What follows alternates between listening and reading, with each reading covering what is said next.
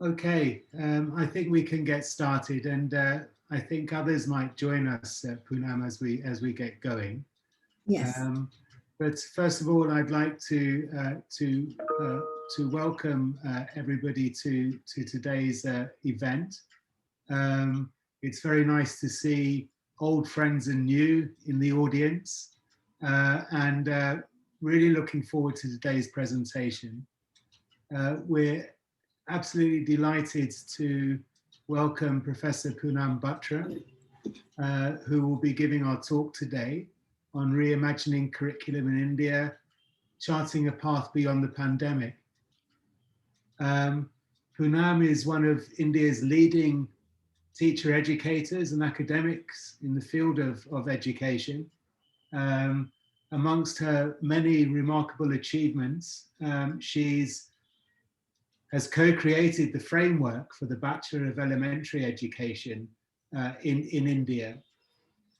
She has also been awarded the prestigious National Jawaharlal Nehru Fellowship in 2007 for her outstanding research on teacher education and social change. Poonam has published widely, internationally and domestically, in areas of public policy and education, elementary education, curriculum and pedagogy, developmental and educational psychology, and gender studies. So her interests are diverse, but she's published widely across a number of fields. She's also been very much involved in policy making and the policy making process as an advocate for social justice in education. She was involved, for example, in drafting the National Curriculum Framework for Teacher Education, and more recently, the 11th Plan Working Group Report on Teacher Education. Her inputs have been also in the area of gender and women's equality. We're also delighted that Poonam is a co-investigator with us on our Transforming Education for Sustainable Futures Network Plus, where she is the hub lead for India. We're in the process today, in fact, of beginning to launch our call, not in India, that will come in a little while yet. So these are very exciting times. We're delighted to welcome you, Poonam, and over to you now. I think Poonam will talk for 40 minutes or so, and then we'll take some questions, and we will aim to finish the seminar by 1 p.m. Greenwich Mean Time. So over to you, Poonam. Thank you so much, Leon. I must, in fact, thank you for providing this opportunity to me. It is indeed a privilege for me to join in the Bristol Conversations in Education and to present my recent work on looking at curriculum in India. And a lot of things that one witnessed during the pandemic actually prompted me to look at this issue a little more closely in terms of how one can envision something that looks at issues of equality and social justice. So thanks a lot for giving me this opportunity, and I thank all the organizers for enabling this conversation to take place. So let me begin with basically looking at the curriculum in India in context, where we can see that there are two broad sort of traditions. And of course, they're contesting the 19th century colonial project that wanted to sort of develop an acquiescent people to serve the British Empire, and the counter movements, the anti-colonial freedom movement that envisioned an emancipatory education. The colonial approach, of course, is rooted and has been rooted for a long time in a modernist view that was popularized by Bobbitt and others. And curriculum in this frame is objectively constructed, it's valorized in terms of both efficiency and output. It's clearly anthropocentric, it reinforces a duality of a Cartesian kind between nature and culture. And also it places humans above nature and places some people above other people. Now, if we look at the curriculum for a free India, where we have three major contributions from Gandhi, Tagore, and Sri Aurobindo, they imagined a curriculum during the freedom struggle that would be rooted in the social, political, cultural phenomena and realities. So it was emphasized that the subjective experience of reality would be the cornerstone of such a curriculum.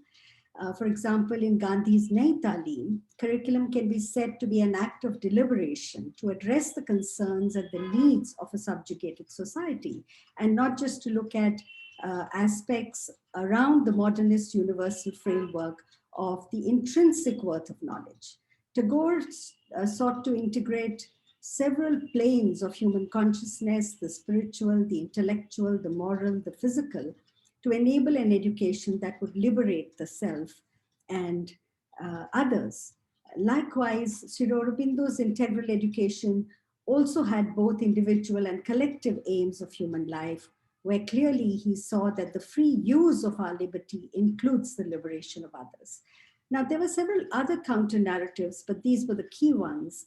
And the idea was to create an integrated people who would have a scientific outlook. So modernity did have that influence to create a rational mind and a self-reliance at both economic and social level, and also in a psychological sense. This vision of education certainly was a critique of narrow sort of aims of modernity, which were wrapped around individualism and the economic aims. However, during the colonial, anti-colonial struggle, there was a colonial feudal nexus that emerged. Now, this was where the colonial curriculum was disengaged with the socio-religious economic realities of India that was entrenched in patriarchy, in caste hierarchies, in a feudal society. But the colonial curriculum was also associated with the urban elite, largely the upper caste, the Brahmanical. And this created a disconnect and a basic void for the masses. But the frame of colonial knowledges got sort of structured around binaries of tradition versus modernity, subjective versus objective.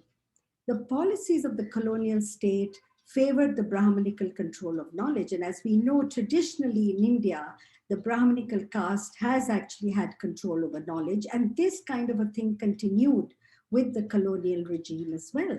But the traditional and modern binary, therefore, sort of continued even in post-independence India. And many of our nationalist leaders and other Brahmanical intellectuals, their status was sort of enhanced by the colonial regime.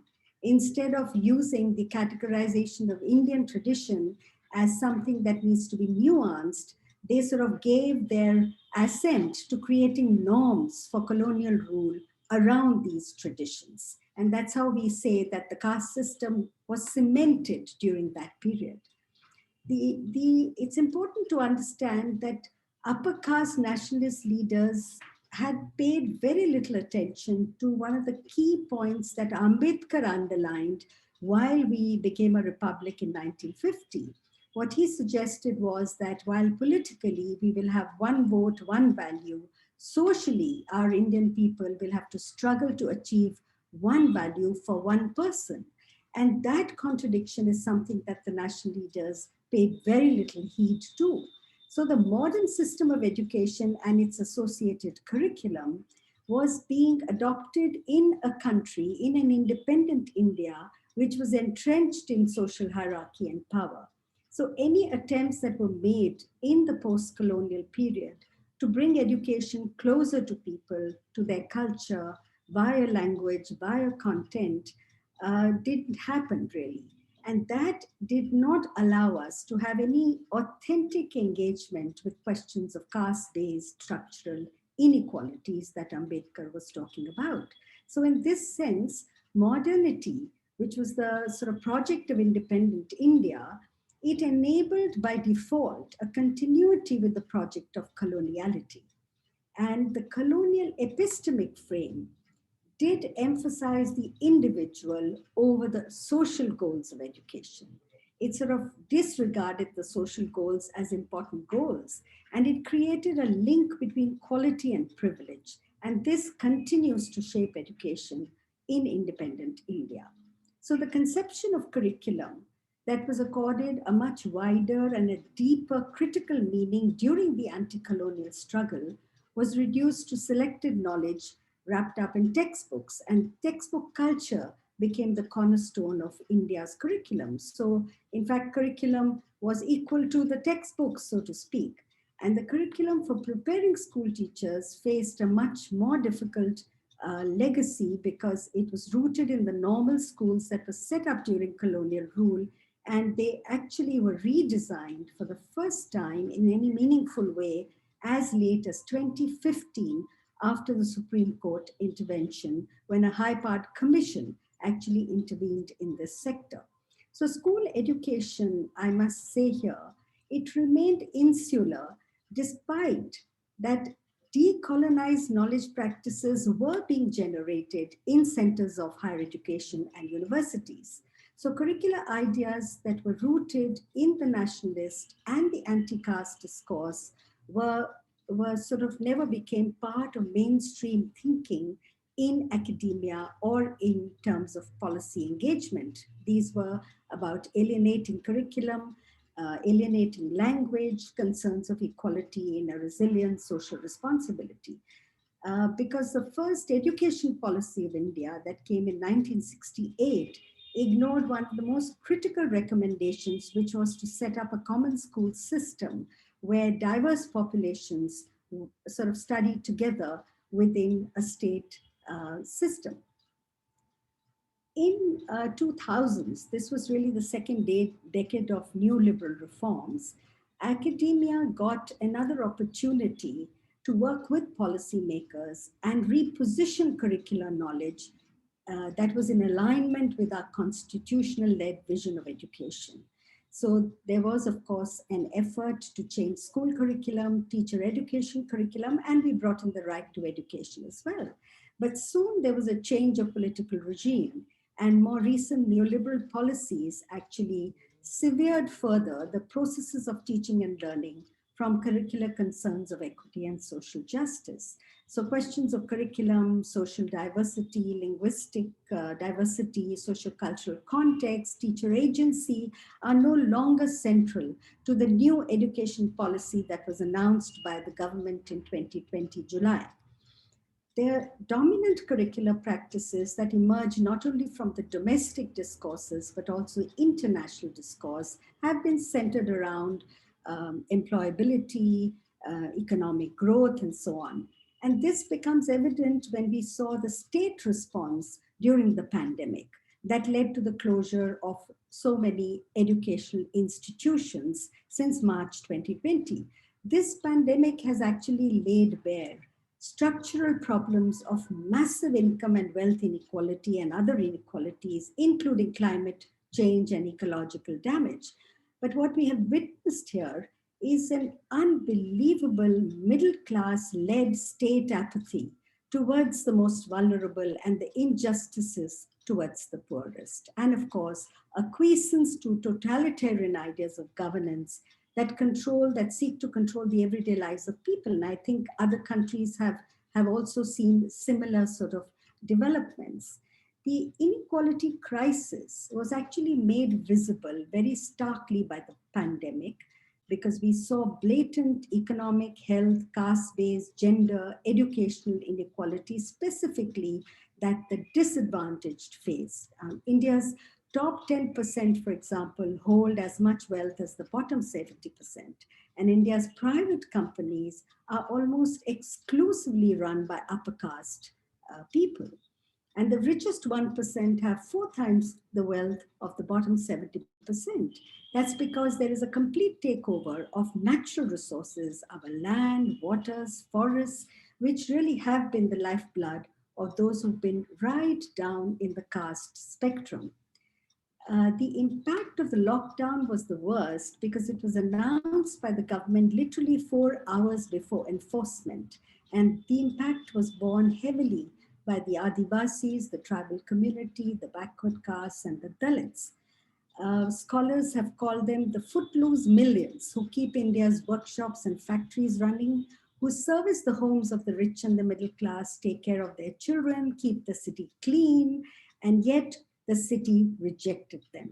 And the pandemic, what it really uncovered was how fragile their existence is and how abysmal is the capacity of the public and the formal systems to respond in any sustainable ways. And as a result, it brought to the surface these wider structural dynamics and inequities which reinforce each other. The magnitude of the crisis can be seen with a few more numbers, for example, where we find that India's urban population, about half of it is migrants, and there's rural to urban migration, which is concentrated in over 53 million urban agglomerations. So we have about 140 million people living in India's cities who are migrants out of the 377 million. And they face severe challenges every single day: inadequate housing, lack of identity proof residence, exclusion from almost all state provided services, including health and education, and of course, everyday discrimination. And in a sense, their economic, social, cultural life is completely different, and they are outside the mainstream of the city that they actually nurture. What was our state response during the pandemic? That was one of coercion, one of policing, and an imposition of surveillance to enforce compliance. Actually, the lockdown in India was more like a curfew. We almost thought we were back in colonial times where we couldn't gather more than two or three of us on a street in order to engage with some public event. Even single people were rounded up by the police when they tried to protest. Several state governments also initiated the suspension of major labor laws, and this actually culminated into a gazette notification that snatches away the very fundamental rights that are enshrined in the Indian Constitution. Kerala, of course, in India, a southern state, is an exceptional story, both in terms of handling the pandemic and in terms of their compassionate and efficient ways of engaging and dealing with the migrant crisis. But economic activity came to a halt and most people were left to themselves. Now, it's important to recognize that the COVID-19 seems to be resurrecting the worst excesses of India's casteist past. So there's a Dalit experience who writes, Nisha Dadwal, one of our university scholars. She says that the phenomena of social distancing is really part of a caste pandemic. It's rather than a corona pandemic. Now, this kind of an experience during the pandemic prompts us to ask why Ambedkar's unfinished campaign against the caste system was so critical to our freedom struggle. And therefore, we need to problematize the caste question as a curricular response to this inequality crisis that we have witnessed. In this frame, we also need to see how the pandemic has demolished popular perceptions of modernity. The whole perception of how human supremacy and conquering the nature kind of a frame that we have lived in, and the belief that we can predict and control and establish order.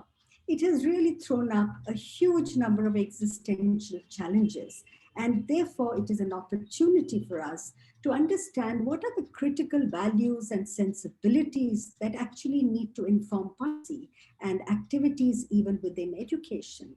We did see, alongside middle-class state apathy, several concerned citizens, organizations who gave voice to the migrants who were walking back to their villages as the city rejected them. So the question that came to my mind as I wrote the paper was, how do we create a socially just and compassionate society? What are the associated epistemologies that can support and accelerate these transformations? But what we saw instead was how the pandemic was used to institute new forms of exclusion. For example, the whole idea of digitalized learning and digitalized education. It seems the pandemic brought together a coalition of interests to exercise brute state power, and the closure of institutions gave the government this opportunity to push for digitalizing education. But the reality tells us that only 27% urban and 5% rural Indian households with students have internet access. The digital divide is stark across states, even in a state like Kerala, which is far better developed. It has a much less number of households where internet access is possible for opportunities to learn, leaving out several children and adults. And we've also had cases of suicide by young people who were unable to continue their studies during this time. But what is even more appalling is that technocrats are looking at this as business opportunities, and they're talking about incentivizing for-profit companies to develop IT, ICT products for underserved communities. And projecting online learning actually is now the cornerstone of the future of school and higher education as spelled out in the 2020 education policy. It's being positioned as a means to increase India's gross enrollment ratio in higher education. And at this time, we find several non-state actors who've taken, an agenda-setting influence, and they've been putting together programs. Let's say one program that has been put together by the World Bank, and for the first time, a program of public education is being dictated rather and designed by bilateral organizations, but where the funds are 85% coming from public money. So this is a new trend that's emerging, and all this has happened during the pandemic when people were unable to raise their voice and actually raise objection in any meaningful way. How do we envision a curriculum rooted in equality, in social justice and gender justice? I think it's important to recognize that when we engage with issues of social inequality and structural contradictions of the Anthropocene, and ontological and epistemological questions become important.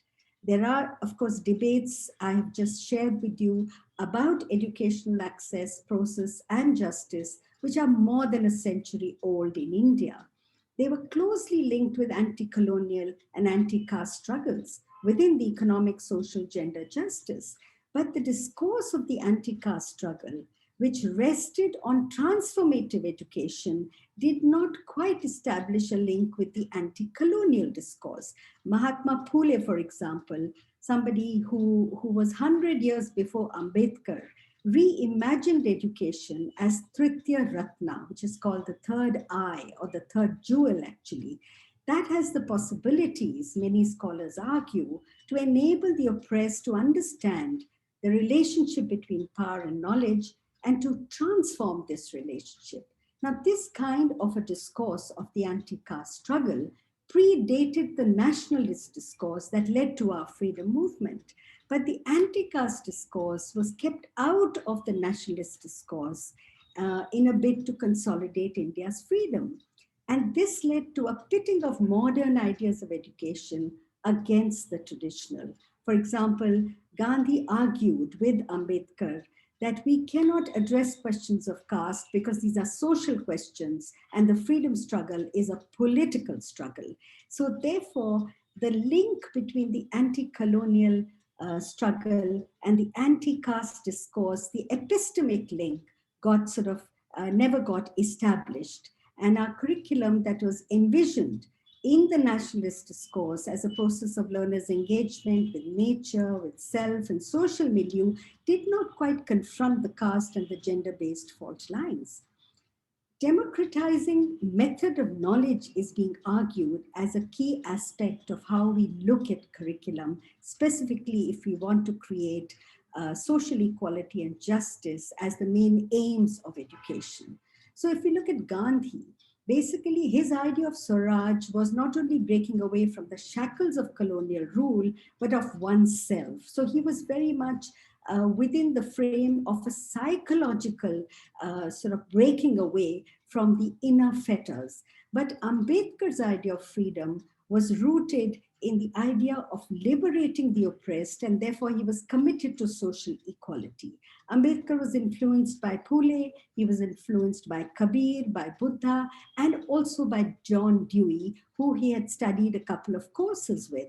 And for him, democracy, as for Dewey, was a form of associated living, central to which are ideas of equality and fraternity, which he brought into the Indian constitution. For both Ambedkar and Phule, situated knowledge was critical. And it is situated knowledge that can help us to understand and transform the relationship between knowledge and power. For both, the democratization of the method of knowledge includes the integration of three principles. One, prajna, which means critical understanding. Second, karuna, which means empathic love.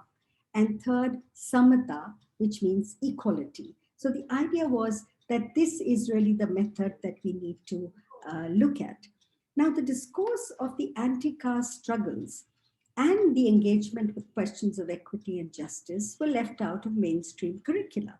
So building upon knowledges, experiences of students from diverse social backgrounds, such as the Dalits, such as women, such as other backward classes, they can help us reimagine pedagogic processes and therefore also re-examine the canonization of disciplinary knowledges. And this also points to the fact that conflict itself is key to social transformation. And as many scholars across the globe have argued, that absence of conflict within curriculum is actually something that may lead to political quiescence, it may foster cognitive capacity, or even suppress history. So conflict seems to be a fundamental element of the social transformation framework, which actually emerges from the thoughts and the political philosophy of Ambedkar and Phule as well. Gender and caste, for instance, if we say, have been typically missing as categories of analysis in mainstream disciplines and in practices of canonization. And this kind of an exclusion of the experience of caste, experience of gender, the lived realities of diversity and the marginalized, in a sense, maintains the universal nature of the educational curricular discourse. Rege argues very poignantly that the particularistic nature of the Dalit discourse, or even a gender discourse, creates the possibility of challenging the logic of exclusion. For instance, today we find that even though there are inclusive policies and we've been able to include all the marginalized sections of our society through the right to education, but exclusion is happening inside learning spaces. The point, therefore, is that a collective subject position, the feminist or the Dalit standpoint that offers this, are critical frames of reference to create a counter-narrative. And only when we are able to create a dialogue around intersectionality, around social tensions, is when we are able to critique the dominant epistemological positions.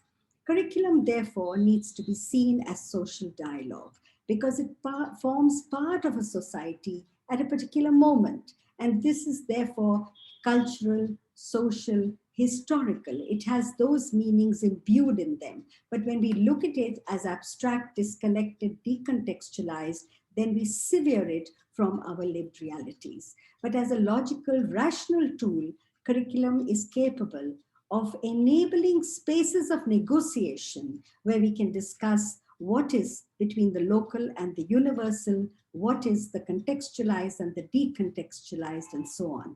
And this is the flexibility that scholars have talked about that enable a curriculum to become social dialogue.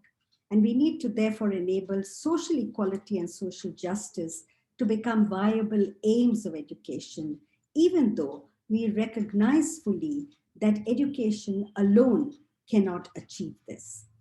So what is it that we are looking at in terms of a future thinking, a future envisioning? I think the key issue for us is to bridge the ontological epistemological gap that characterizes formal knowledge.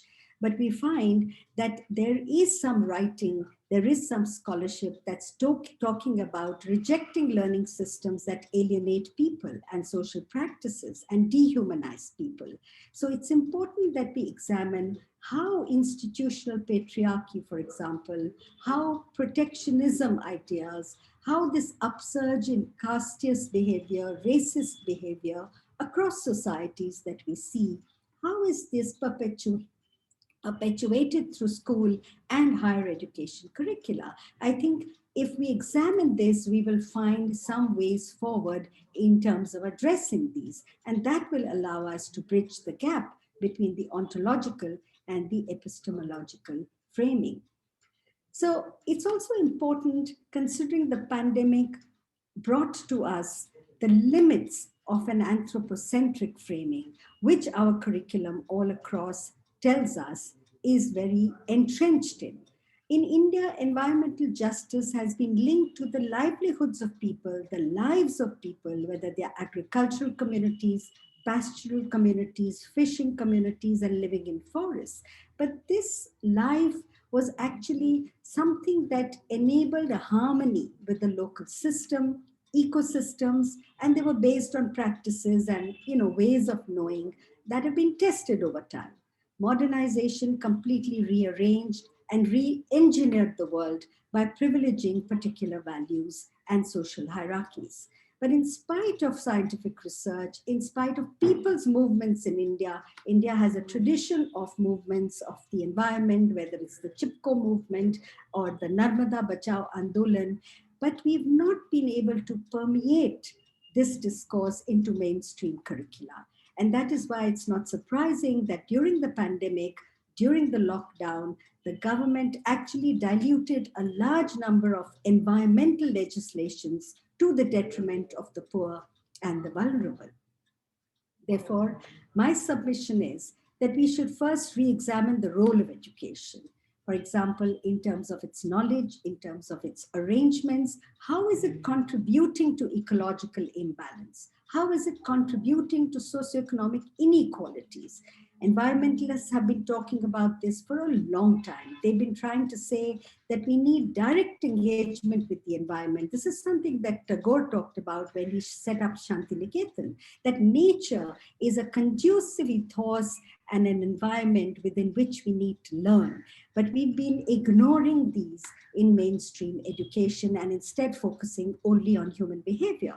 In fact, scholars have been asking and arguing for a long time that Eurocentric universalism needs to be challenged because what we live in is a pluriverse.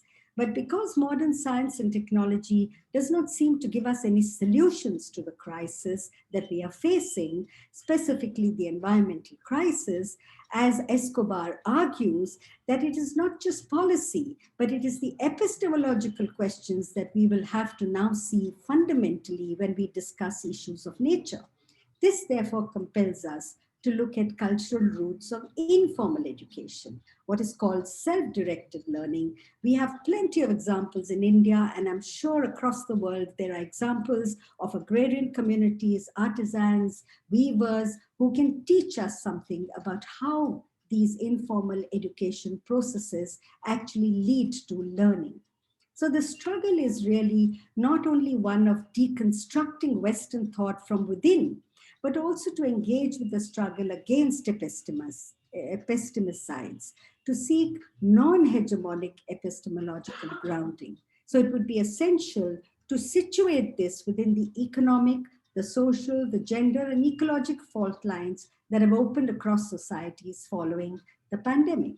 Climate and environmental justice, as argued, cannot be tackled without looking at social, racial, and other kinds of injustices.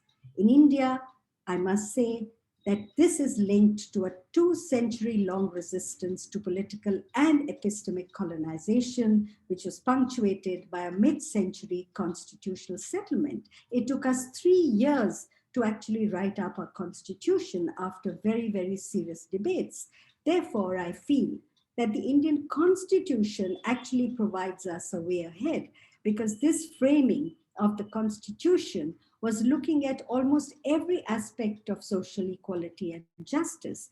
And there were some unresolved questions, for example, right to education, which got sorted in 2009, and environmental justice. In fact, it was our Prime Minister Indira Gandhi who first literally flagged the idea that poverty and environment are very related issues and we need to look at them closely.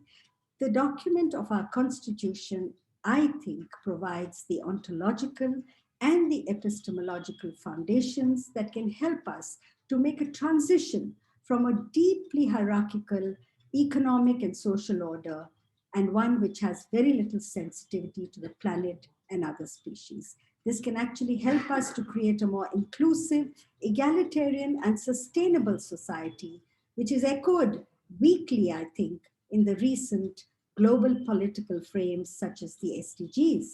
So the constitution-led curricular vision is something that we find in the school and the teacher education curriculum and the right to education, which this political regime is trying to overturn. But that provides an epistemic frame that challenges both the overt and the covert, colonial and post-colonial curricula that is rooted in modernity.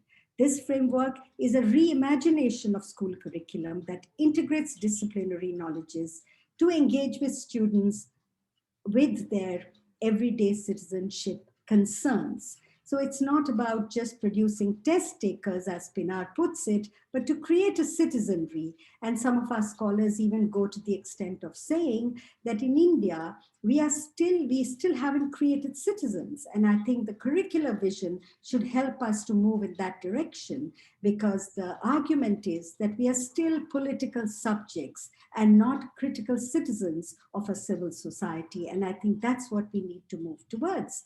Teacher education programs were designed to foreground conflicts and dilemmas. And I think we need to draw upon that, which helps us appreciate diversity and to not only see conflict as an obstacle, but conflict as a key to social transformation and to help us move to the domain of coexistence, as argued by some scholars. And I think in this journey, it is really the inner self and the relationship with the wider social natural world, which has to begin with the opening of the minds to examine and challenge power equations and hierarchies and the obstacles that resist change. The current pandemic has compelled us to construct a relevant curricular response. Therefore, Spencer's age-old question, what knowledge has the most worth, needs to be seen anew. Post-humanism can actually help us to bring a lot of different critical approaches together: feminist, anti-colonial, anti-caste, anti-racist, technological studies, and ecology. And this can help us to see how humanism itself has restricted politics and education. Curriculum has always been viewed as a tool for regulating and adapting educational system. I think we need to break that, and we need to see curriculum, which we have seen in our own context, as an act of deliberation rather than one based on intrinsic worth of knowledge. So imagining a curricula rooted in equality and social justice means that we have to rethink the meanings and the purposes of education and how these can be woven into curricula, because we need to have a curriculum that responds to these stark realities of inequality and social injustice. For that, we will need to take cognizance of the criticality of subaltern disciplines, the criticality of imagining transformative pedagogies that can also help reclaim education spaces. Because in India, we find that educators are being thrown off the road. They don't seem to be at the center of policy making. And therefore, the most critical question that confronts us today is how we can engender a society that helps us reconnect with ourselves, with each other, and the pluriverse.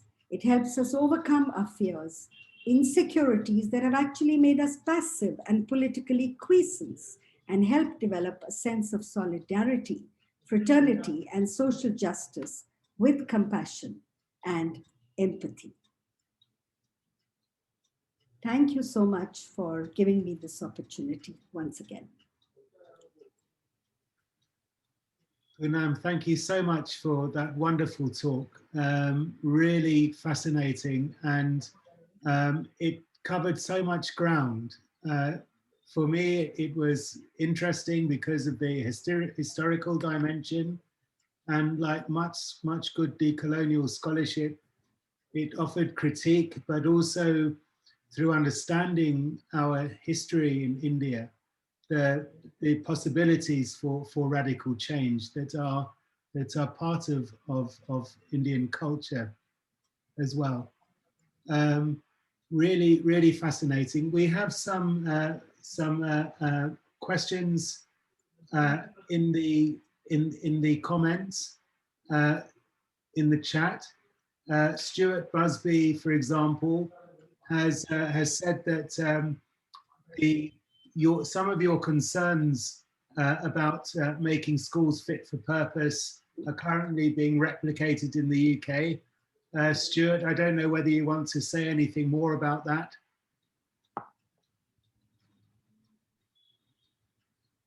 Hi, can you hear me? Yes, we can. Yes, no, certainly with the close down of schools since January, there's a lot of discussion within the general educational community, particularly with primary schools, about how they can reconnect with their communities.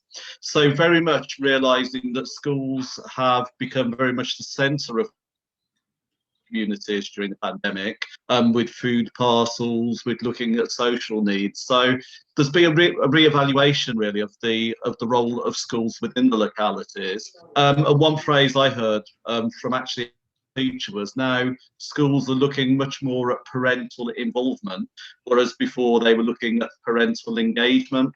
And to me that was really interesting, and it certainly fitted in with what we've just heard about kind of the role that schools are playing as well. So no, thank you, it was really interesting thought. Thanks very much, Stuart. Perhaps Poonam, with your permission, we can collect 2 or 3 questions or comments, and then perhaps you can respond to them.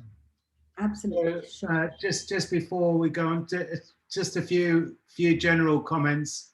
Pezzi, it's lovely to see you here. She's saying, brilliant, Poonam. You're getting a round of applause from Pezzi. Raphael also saying, thanking you very much, as are lots of people. Colleen's thanking you as well. And she's also asking, to what extent is there an attempt to examine and include spiritual and contemplative practices, values and belief systems in current Indian education discourses? Again, I think with reference to some of the strengths inherent in Indian culture. But then Ruben Chatterjee is saying thank you. He's asking, he's saying that it seems that there have been government directives in India to change textbooks, for example, in history, to present knowledge from a Hindu nationalist and exclusionary perspective. He's wondering, is there significant resistance to this? And how is it affecting the inclusiveness of curricula? So there's a few things for you to be getting on with there, Poonam, and I'll let you respond. Okay, so the first question with regard to what have been attempts at spiritual and contemplative practices in education. This is the strange thing, that we have had many thinkers during the colonial time who've laid a lot of stress on this, but our mainstream education doesn't quite do that. Now, what this current regime is trying to do is to bring in some very surface level traditional heritage, as they call Indian practices like yoga, etc. But really contemplative practices are not happening.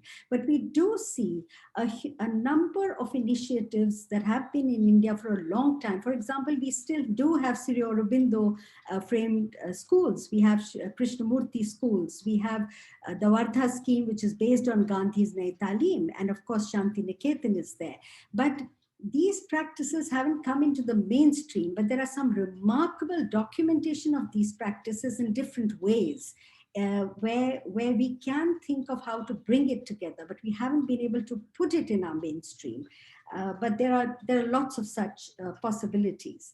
The second question was with regard to the government directives in India of changing history. Absolutely. The NEP 2020, even before it was announced publicly in July 2020, most of these measures were already taken because this government has been in a hurry to put together not only a different kind of a political culture, but to enter into the spaces of both culture, social aspects, and education. So there has been structural level changes, rewriting curriculum, re-envisioning. For example, one of the things that it did was, before the new policy came in, is to say that we need to reduce curriculum load. And they took out precisely those chapters from school textbooks that talk of citizenship, that talks of fundamental rights, that talks of diversity. So this is happening in a big way. Is there a resistance to it? I think they have systematically obstructed all resistances. You may have heard of what has been happening to our universities. You've seen how there's been violent assaults on students, even though they've been protesting against many of these aspects, apart from the university cultures itself. Now, the only hope we had in recent time was our farmers, who were attacked yesterday. So there is resistance. The pandemic actually put a stop to all this resistance. The Shaheen Bagh case is also very well known, but I have faith that a lot of these powers and a lot of these sort of energies that are working towards resistance are going to come back in more sensible ways to combat what we are facing right now. But at the moment, the situation is more bleak than positive. Okay, that's thanks for that comprehensive answer. So we have in the audience Rashmi Rangarajan, who's a doctoral candidate at Monash University. She has a question for you, Professor Batra. Over to you, Rashmi. Hi, Dr. Batra. Thank you, Professor Leon. It's a pleasure to attend your seminar. And I was just writing in the comment section how...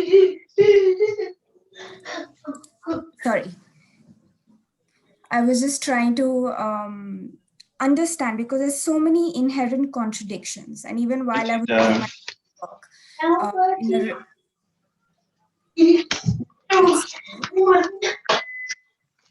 Right, remember it be hot when it comes out, James.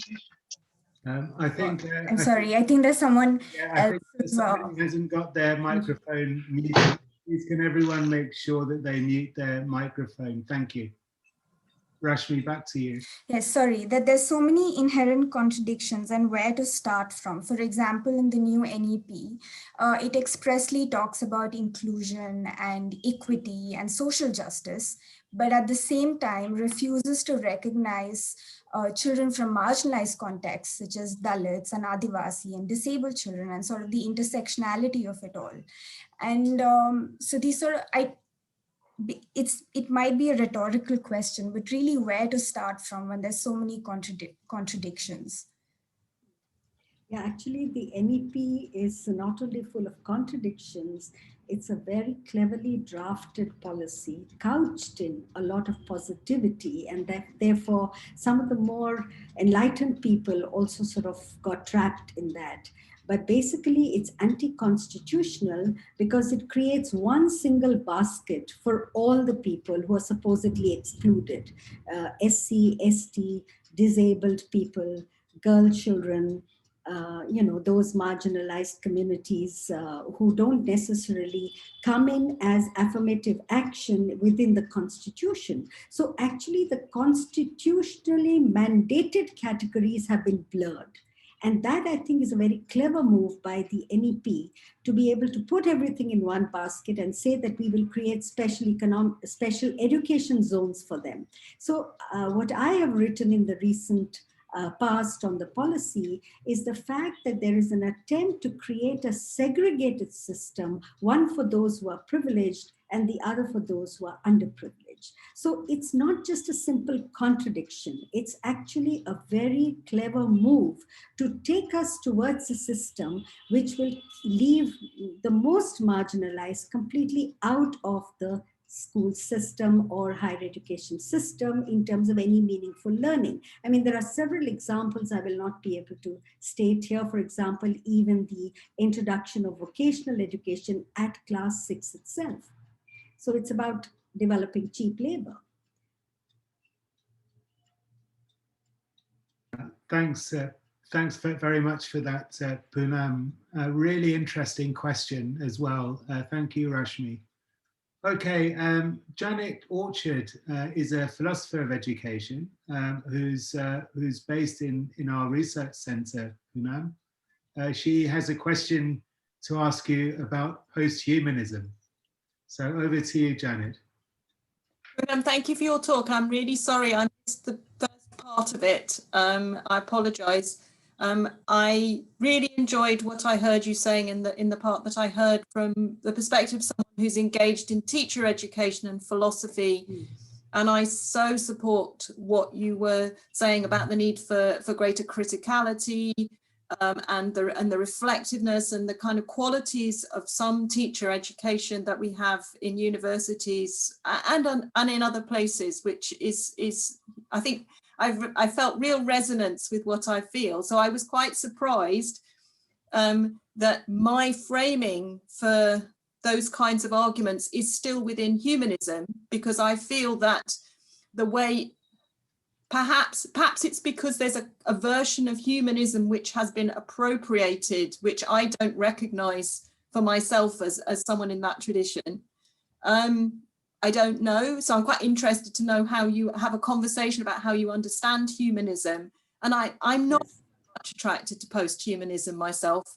I see it as a bit trendy, to be honest, but that could just be me being blinkered and I'm just missing something.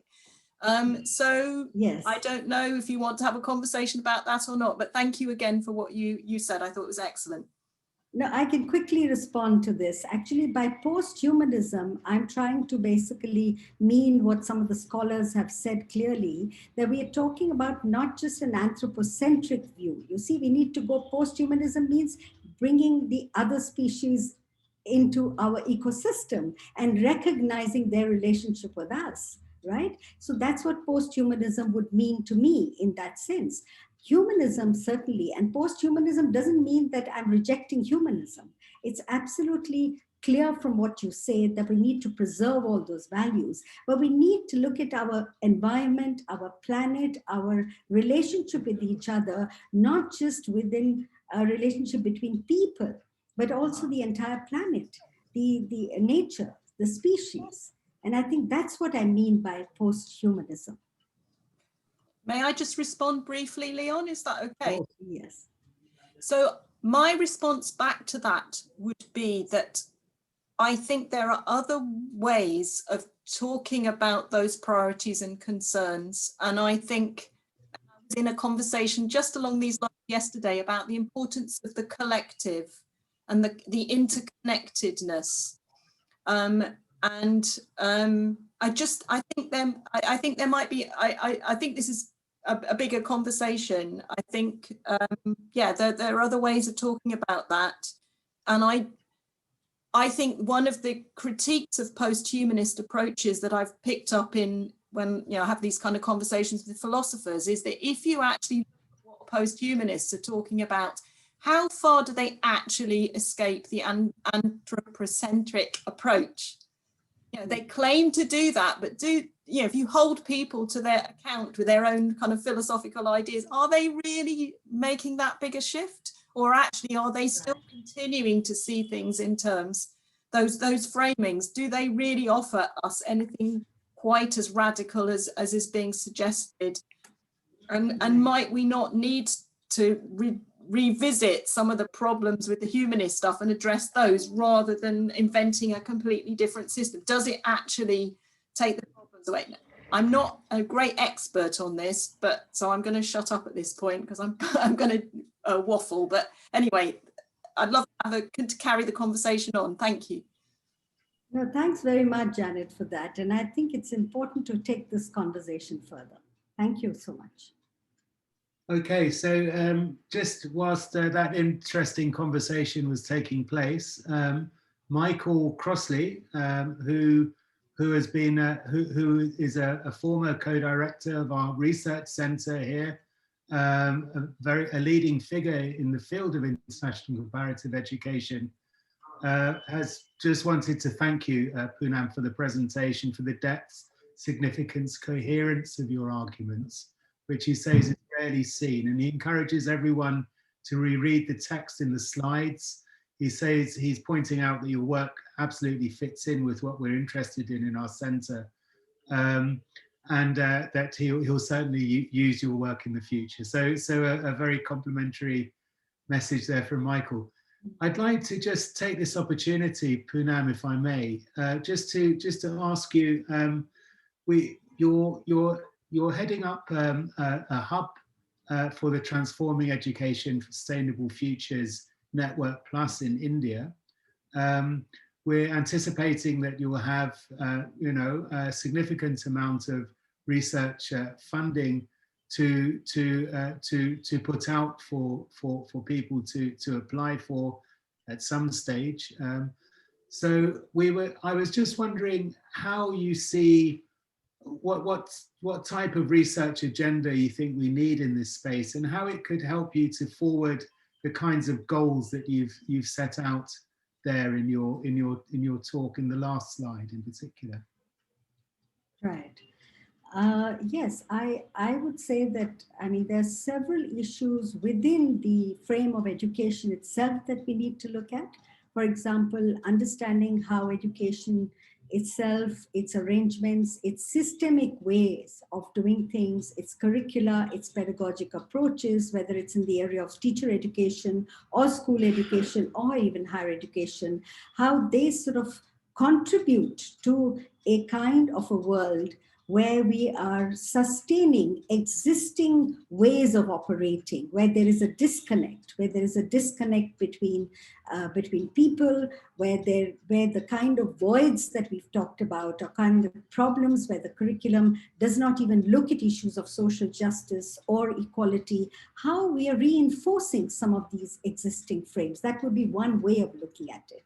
And in this, of course, we look at issues of teacher education, we look at issues of quality education.